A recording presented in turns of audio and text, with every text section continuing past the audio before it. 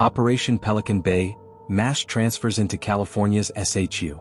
Convoy at midnight. Subscribe now because the story you're about to hear was never meant for daylight. The buses began to appear on Highway 101 just after midnight, gray hulks with blacked-out windows, engines growling as they climbed the final stretch toward Crescent City. Locals who happened to be awake that night remember the sound more than the sight. A low, rolling thunder echoing off the Redwood Hills. Inside each bus sat rows of shackled men, ankles, wrists, and waists cinched in polished steel, gang-shot collars from San Quentin, Folsom, Soledad. They'd been validated under a little-known policy at the California Department of Corrections. Evidence of tattoos, intercepted notes, or testimony from an informant could mark a man for transfer. Pelican Bay State Prison had opened only months before, its security housing unit a 1,056-cell experiment in near-total isolation. The SHU was supposed to neutralize California's most dangerous prison gang leaders. Instead, critics would later say, it became an incubator of desperation. But that night, September 1991, according to some former staff, the experiment was still shiny and new. Floodlights swept across the compound, making the towers look like giant white needles in the dark. Captain Robert "Bobby" Keene watched the first bus pull into the Sally Port from the control booth above. A 20-year veteran of the department, Keene had volunteered for Pelican Bay precisely because it promised order. No more riots, no more blood on the yard, he told colleagues. The policy was simple: remove the gang generals from general population and lock them down 22.5 hours a day. But as the buses hissed and the doors clanged open, a knot formed in his gut. He recognized faces from incident reports, names whispered like urban legend: a Nuestra Familia enforcer known only as El Rojo, an Aryan Brotherhood strategist nicknamed Scholar, a Mexican Mafia elder with 2 lifetimes on his file.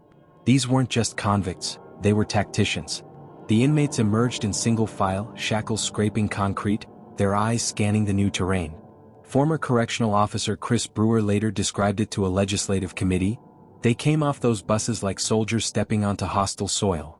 Each was handed a brown paper property bag, contents already inventoried down to the last pencil stub. No personal photos, no radios, no yard crew. Just a steel door, a concrete bunk, and a slot for a tray. Unconfirmed reports from that first night suggest a code passed down the line of prisoners. A subtle gesture, maybe a finger tap on the chain, meaning hold your silence. Officially there were no incidents. Unofficially, a guard found a kite, an inmate note, wedged into the cuff of a jumpsuit. It listed SHU cell numbers paired with initials. How they got that information before arrival remains a mystery. In Crescent City proper, rumors spread as fast as fog. Gas station clerks swapped stories about super gangsters being warehoused up the road. Teachers warned teenagers not to drive past the prison at night. Reporters from Sacramento began calling the warden's office, but press access was minimal. The department was determined to frame the transfers as a victory. The state had finally corralled its worst. But inside the SHU, something else was forming. One of the transferees was Victor Toro Mendieta, a mid-level Mexican Mafia member pulled from Soledad. Public records show Mendieta had been convicted of armed robbery and assault, but never for a homicide. In his disciplinary file were cryptic notes about coded messages and suspected drug pipelines. He arrived at Pelican Bay weighing 165 pounds, with a fresh "EAM" tattoo on his shoulder blade. Years later he would tell a journalist, "We thought they were burying us. We didn't know we were planting a seed." Another was Robert "Scholar" Hensley, a one-time law library clerk at San Quentin turned Aryan Brotherhood tactician. He carried a reputation for orchestrating assaults through legal mail, never proven, always whispered. Prison rumor held that Hensley kept a mental map of California's entire penal system. When he stepped off the bus, shackled but upright, he gave a slight nod to an unseen ally across the yard. Surveillance cameras caught it. The tape would disappear from the evidence room weeks later. As dawn broke over the Pacific, fog clung to the razor wire like a veil. Guards moved the newcomers down echoing corridors into the SHU pods. Each cell measured 8 by 10 feet, poured concrete with a recessed light and a combination sink toilet. Meals slid through a slot. Exercise meant an hour in a small walled dog run, with mesh overhead. The department called it controlled housing. Inmates called it the box. Captain Keene filed his morning report at 6:30. All transfers secured without incident. Yet his hands shook as he wrote. He'd overheard something in the intake area, 2 Nuestra Familia members murmuring in Spanish about convoy justice. At the time he chalked it up to bravado. Years later, during the hunger strikes, that phrase would surface in court filings as shorthand for the policy. Sweep them up, ship them north, lock them away. Throughout that first week, small disturbances rippled through the prison's general population. Men who had lost their leaders reacted with sudden violence or eerie quiet. Investigators intercepted letters from the SHU to yards hundreds of miles away, tiny handwriting squeezed into the margins of legal forms, coded with innocuous phrases about baseball scores. The state had underestimated its adversaries' ability to adapt. A decade later, lawsuits would reveal that some of the evidence used to validate inmates, like artwork of Aztec warriors or a copy of Sun Tzu's Art of War, was tenuous at best. But in 1991, the policy was unassailable. California was in the middle of a gang war behind bars and public fear was high. Lawmakers toured Pelican Bay and came away impressed by the silence. Few saw the psychological toll brewing in those cells. For viewers of this story, imagine standing in that intake hallway, the concrete sweating with coastal damp, fluorescent lights buzzing overhead. Imagine the smell of diesel from the buses mixing with the scent of disinfectant. You'd feel the tension in the air, a collision between state power and underground networks, both convinced of their righteousness. On the third night after the transfers began, a rookie officer named Miguel Rojas was stationed outside Pod D7. According to his later affidavit, he heard a faint scraping sound at 2:14 a.m. When he peered through the door slot, he saw an inmate kneeling on the floor, etching something into the concrete with a paperclip. The figure glanced up, eyes reflecting the hall light, and whispered a single word. Rojas swore it was soon. By the time backup arrived, the paperclip was gone, and the etching had been smeared with toothpaste. That same morning, the prison chaplain found an anonymous note slid under his office door. It contained a verse from Proverbs, "Who digs a pit will fall into it." The handwriting was blocky, printed. The chaplain turned it over to Internal Affairs, but nothing came of it. Years later, he would tell a reporter he believed it was a warning from an inmate about what Pelican Bay was becoming. Captain Keen's unease grew. In briefings he stressed vigilance, double-checking cell assignments, rotating staff so no one officer became predictable. He requested additional surveillance cameras for the SHU corridors. The warden approved some but not all, budget constraints. Unconfirmed accounts suggest Keen began keeping a private journal of incidents that didn't make the official logs. The missing videotape of Hensley's nod, the toothpaste etching, a series of simultaneous coughs from different cells during count time. Signals, perhaps, or paranoia. Meanwhile, on the outside, families of transferred inmates were receiving curt letters notifying them of new visitation rules. No physical contact, visits behind glass, limited phone calls. Some drove hundreds of miles to Crescent City only to be turned away for minor paperwork errors. Advocacy groups began to form, at first small, mostly women connected to prisoners. They wrote legislators alleging that convoy justice was an illegal mass punishment. At the time, few paid attention. Inside the SHU, Mendieta and Hensley occupied cells 2 doors apart.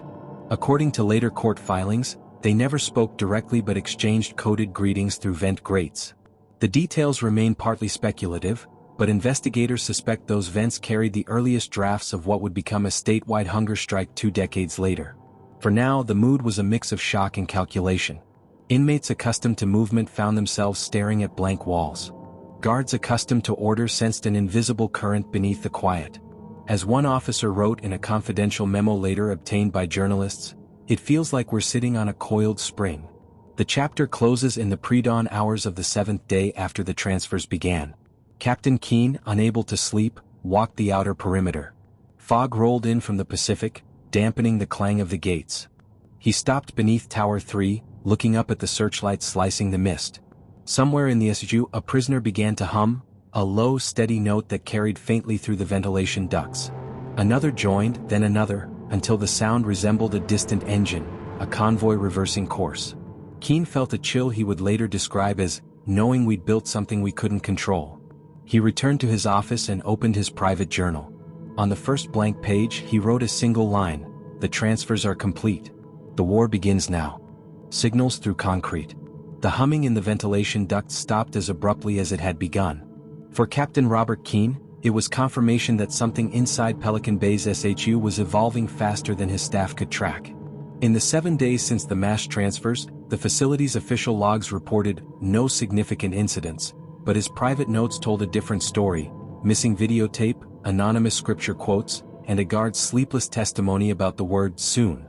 By the second week, subtle patterns emerged. Guards on C shift noticed that certain prisoners flushed their toilets in unison at precise times. Others tapped the walls in sequences that at first sounded random but, to anyone with a codebreaker's ear, were too deliberate.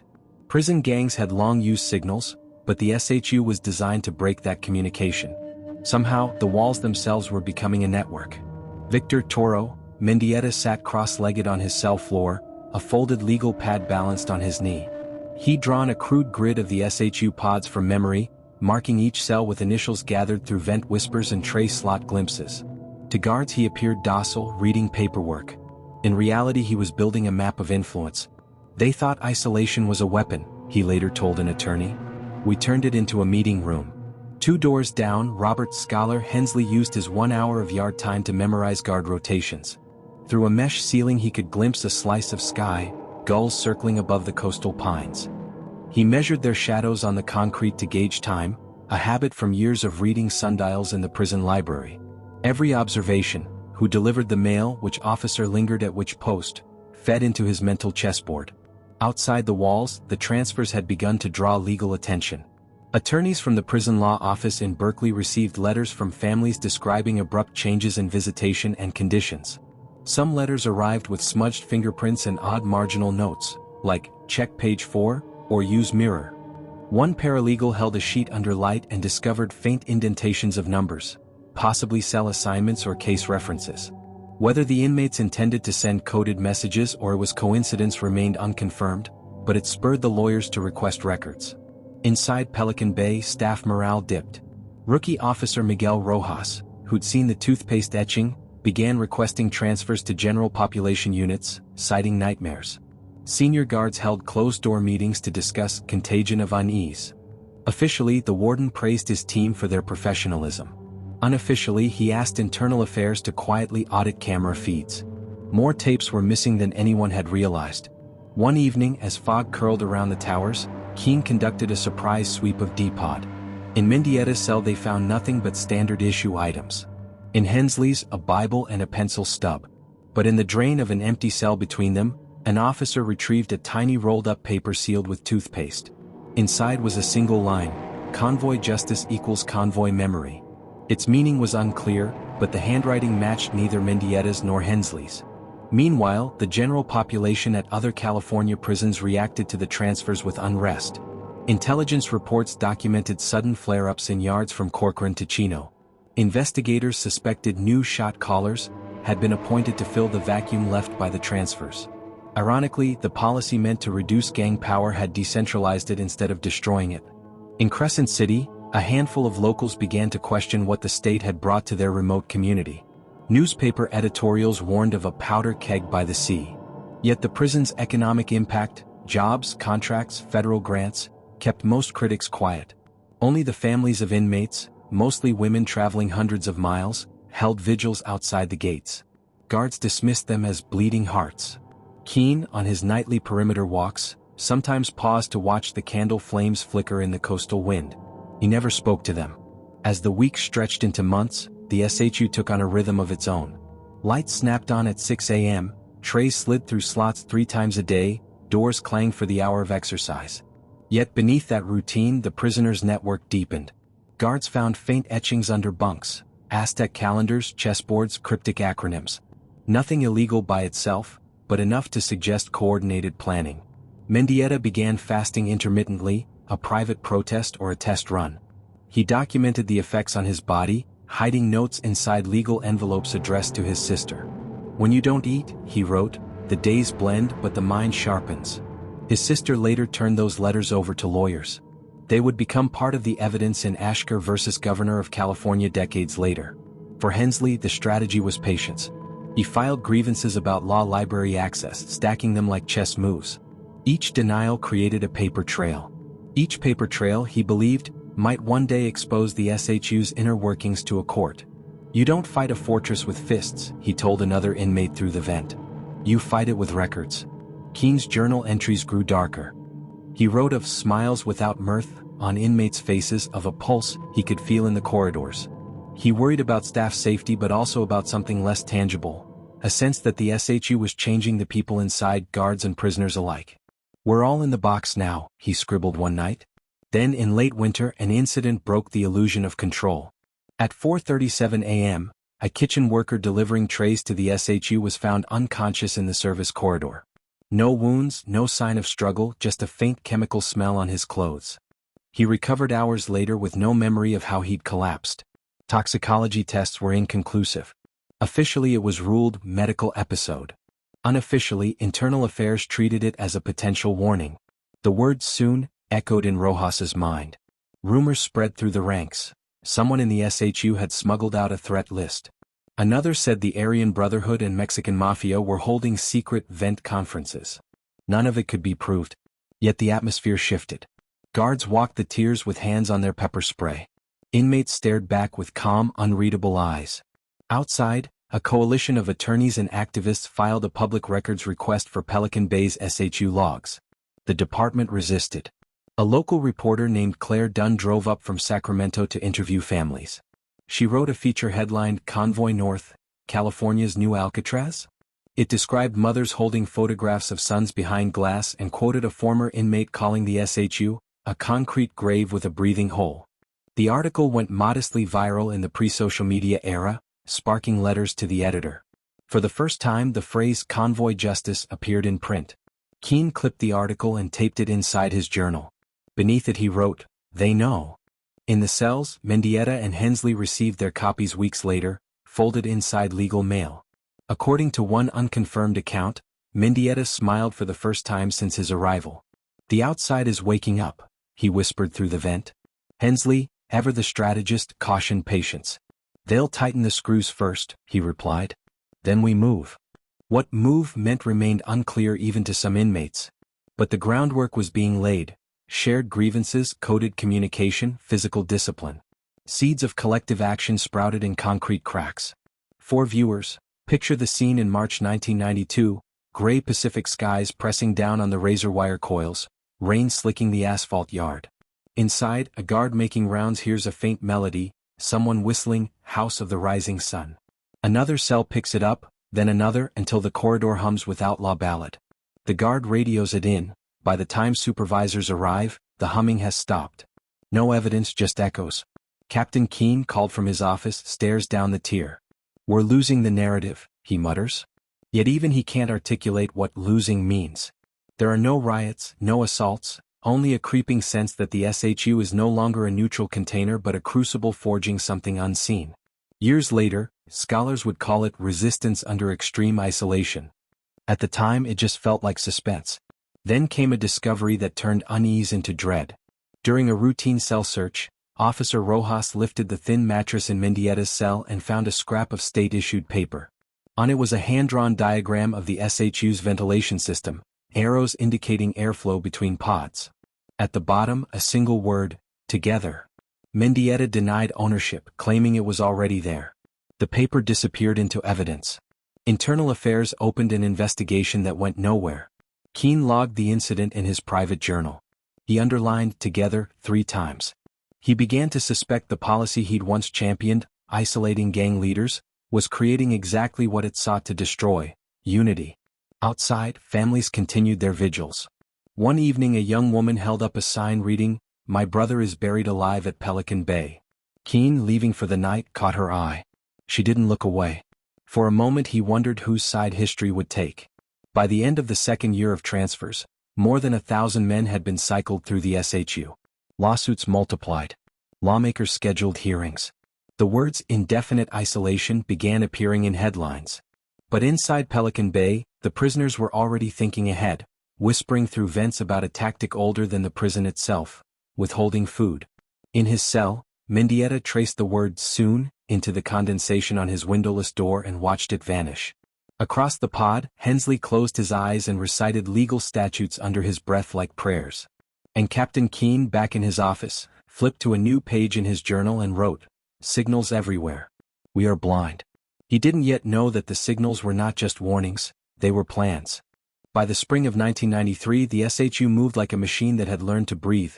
Lights up, trays through the slot, count, yard, count, lights down, yet every gear word under pressure, Every routine carried the static hum of a storm not yet named. The officers called it quiet. The men in the cells called it coiling. Victor Toro Mendieta had already learned that hunger could be a blade you sharpened inside your own ribs. He had timed his refusals to the steps in the corridor, to the clatter of keys, to the dull knock a guard made on steel when boredom turned into ritual. On the 5th day without food he watched the dust dance in the air shaft and decided he wasn't starving. He was emptying out so something else could move in. Across the tier Robert Scholar Hensley counted, not days but denials. Library access rejected, medical request delayed, grievance stamped resolved with no resolution at all. He filed them anyway, building a spine of paper, a chronology of permitted indifference. He recited statute numbers under his breath, held them in his mouth like prayers, then fed them through the vent in small, precise parcels, 2 citations at a time, the way a smuggler moves diamonds. Men who had never cared for legal language began to repeat phrases in the dark: deliberate indifference, cruel and unusual, words that didn't warm the cell but put a shape to the cold. From the corridor, Officer Miguel Rojas learned to hear the difference between ordinary silence and the silence that meant listening. The former was dead weight, the latter carried a current. He heard it near 2 a.m. most nights, the hour a prison breathes shallow. That was when he thought of the boy he'd seen in a news segment, pressing a crayon drawing to the glass, his father nodding behind a phone with a dead receiver. He hadn't asked for this job to feel like he was walking past aquariums of grief. But the quiet wasn't just grief. It was calculation. The first time the entire tier refused chow together, the log book labeled it informal protest. No demands announced. No slogans shouted. Just metal trays sliding into a space that would not accept them and then sliding back out, a clatter that echoed down the hall like a verdict. On day 3, a nurse stopped at Mendieta's cell. He spoke in polite fragments and asked her about the weather in Crescent City. She said it was foggy and he smiled as if that were news from home. When she left, he folded his blanket an extra time and made note of how much lighter it felt to lift. Hensley kept eating for now. He needed an intact hand and a steady head. The men wanted to see someone still standing, someone who could thread the story if the room began to spin. He used his hour in the dog run to stare at the slice of sky and mark time by gulls and shadows. He memorized the way Officer Holbrook favored his left knee, the exact minute the mail cart squeaked past the intersection, the yawning pause in the rotation when new staff learned to fumble with a jammed latch. He logged these facts where no one could seize them.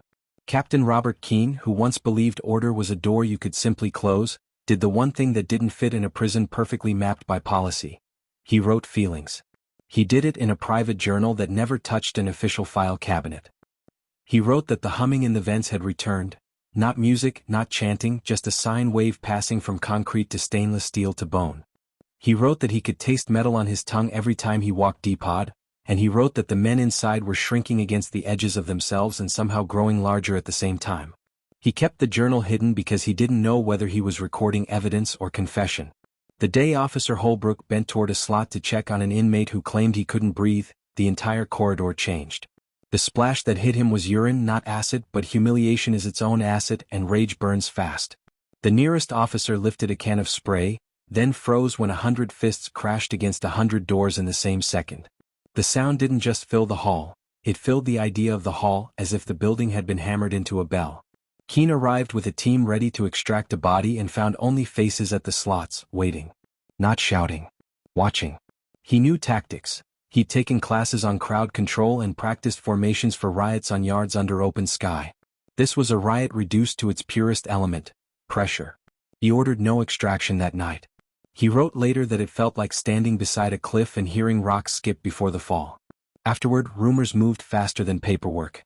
Some said the Aryan Brotherhood and the Mexican Mafia had agreed on an unheard-of truce in the vents, a narrow corridor of cooperation running like a wire through the ductwork. Others said Nuestra Familia had diagrammed the airflow between pods and found the perfect pitch to send words on a current. Speculated, the lawyers would say later, forcing the gossip to put on a suit. Unconfirmed, the memos would note, buttoning the collar. Rojas didn't need a memo to tell him the air had changed. He could feel it on his skin when he stepped through the Sally port, a film of something like static that made him keep one hand on his radio without realizing it. Outside, a coalition of mothers and sisters kept their vigils. The candle wax carved pale rivers in paper cups that the wind threatened and hands protected.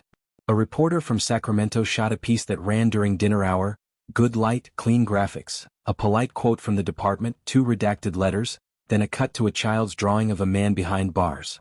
The segment ended with a line that stuck: "A prison the public cannot see into." The phrase bled into the letters, into the church basements where volunteers folded envelopes, into the city council meetings where nothing could be done but something had to be said. Keene watched the clip alone and taped the transcript into his journal. He told no one he believed in transcripts because they pinned the wind to the page. The test strike, as the men called it, ended after 10 days but not in surrender. It ended the way scouts return from a line of trees to mark a map. The cells compared losses and learned. The men who had prepared their bodies by cutting sugar first did better than the ones who stopped cold. The ones who drank more water lasted longer than the ones who dared the pain of thirst. Notes moved through vents that were not notes, just patterns. A cough, 2 taps, a pause, a hum pitched to the seam between white noise and attention. The patterns became liturgy. The grievances became liturgy. And liturgy, if repeated enough, becomes time itself. Hensley waited for the right denial before he stopped filing. It came with a stamp so mechanical he almost admired it: no documented injury resulting from complaint of condition. He didn't keep the paper as a trophy. He let it slip into the chain of custody, the way a fisherman lets the river carry the lure past a wary mouth. The mouth, in this case, was a court that would not open for years. The river was the slow force of record. He turned his attention to memory that paper couldn't hold. Who had begun coughing on the 3rd night, the exact minute the humming passed from D7 to D5, the half-second lag in response when a certain sergeant took a call at shift change. He learned those details the way you learn a person's face. Mendieta learned his body by subtraction. On day 12, a dull ringing. Day 14, the slow warmth in his legs when he wrapped them in the thin blanket. Day 16, a moment where the edges of the cell seemed to sway. He steadied himself by pressing his palm to concrete. The wall gave back its temperature, Pacific cold, a kind of truth. He thought of his sister's last letter, the one that had folded a newspaper clipping behind the legal page. A headline about hearings, a subhead about indefinite isolation, and his name not on the page but threaded through it like a thread through a wound. He wrote to her in his head, a letter with no pen: "It's not the hunger. It's the waiting in between." Rojas started showing up at the vigils in civilian clothes. He stood far enough away that no one had to forgive him and close enough that he could read the signs. One evening the young woman with the buried alive card met his eyes again. Neither of them nodded. A nod would have made it something one of them would have to explain later. They both let it rest as a fact that needed no filing. The department's official position, recited with the rhythm of a litany, was that the SHU worked. Violence had dropped. Staff injuries were down. Order had been restored. The charts shown to legislators had axes that ended where the story began to hurt. The men in the cells were not on charts. Hensley would have called that selection bias. Mendieta would have called it what it felt like: being erased while awake. The next refusal didn't announce itself. It moved the way fog moves. First a chill against the skin, then a smudge around the towers, then the world narrowed until even the nearest fence was a rumor. A breakfast cart returned with more trays than it took in.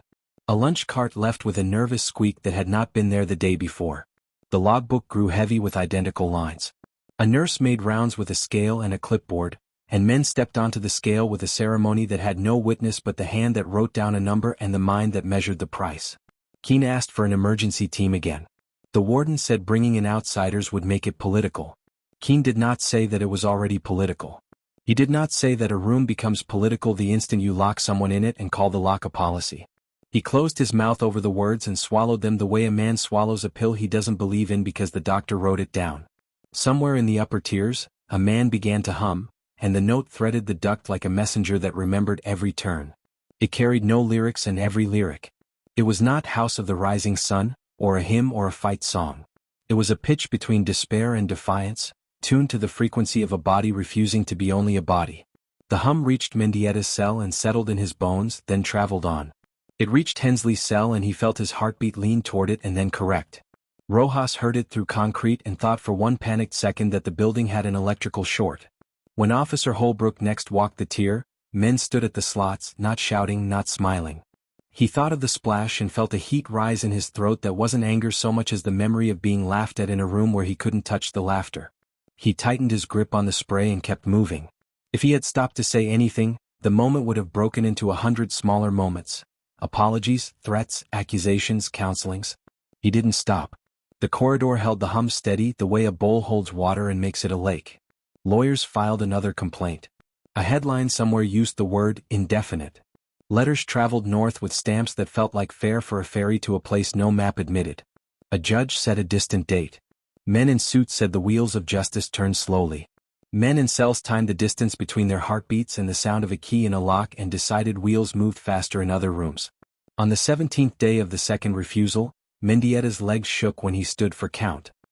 He planted his feet wide and breathed through the quiver until the pencil on the board outside scratched his number. When the slot opened, he took the tray and lifted the lid and looked at the rectangle of food the way a man looks at a photograph of a house he will never live in. He slid it back, quiet, no performance, and when the slot closed he pressed his forehead to the steel and let the cold carry away the heat in his skull. That night, Keene walked the perimeter and stopped beneath Tower 3. The searchlight swept the fog into stripes. He listened for gulls and heard none. He tried to measure the distance between doing nothing and doing the wrong thing and found only the shape of his own shadow on a chain-link fence. Back at his desk, he opened the journal and wrote one line: "They are writing this story without paper." In the morning a nurse fainted in the service corridor, overwhelmed by a smell that wasn't there. Rojas helped her to a bench and thought he saw the wall breathing. He told himself it was the air conditioner stuttering. He told himself the ductwork hummed because of the angle of wind. He told himself the men were ordinary and tired and hungry and the officers were ordinary and tired and fed and that ordinary was all this was. He did not believe himself. The rumor that crossed the vents that evening was a single word: together. It was passed not as a slogan but as a schedule. Together meant the same day. Together meant the same hour. Together meant the tiny bravery of a cough repeated in a pattern until it became a clock. Together meant the body turns into a sentence and the sentence refuses to end. Hensley ate one last meal and drank 2 extra cups of water and lay down and reviewed the arguments he had tattooed on the inside of his mind. He touched the seam where the mattress met the slab and pictured a courtroom that smelled like varnish and dust and something florid and old, and he imagined a line of men rising to their feet with the same slowness he used to stand in this small room. He told himself that someday a judge would have to say their names out loud in order, that law required a roll call of the living. He closed his eyes and slowed his breathing and felt the hum lift him half an inch above the slab, or thought it did. Mendieta looked at the door and saw not a door but a hinge. A hinge holds 2 things that want to separate. It holds them and lets them move. He pressed his hand to it and whispered, not a prayer, not a plan, just the promise a man makes to himself when he runs out of words. In the vent a soft consonant passed, a T, then a pause, then the tail of a word that never needed finishing because the men who heard it already knew. The carts rattled. The keys turned. The logbook waited with its lines and boxes. The clock above the desk ticked toward an hour that would make the corridor feel like the inside of a lung that had decided not to exhale. The hum steadied, deeper than before, a note that made the fluorescent lights seem to buzz in harmony. Somewhere far away and also right here, a judge cleared his throat. Somewhere closer, a boy folded a new drawing. Somewhere, inside the concrete, the storm that had taken a year to name put down a first, unmistakable drop.